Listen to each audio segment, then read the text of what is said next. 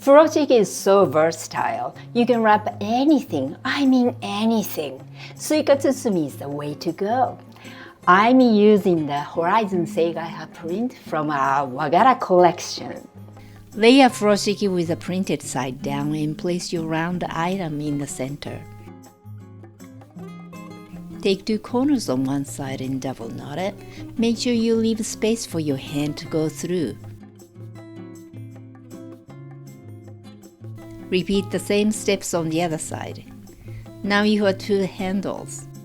Take one handle and thread it through the other handle. Now you have a bag with a handle.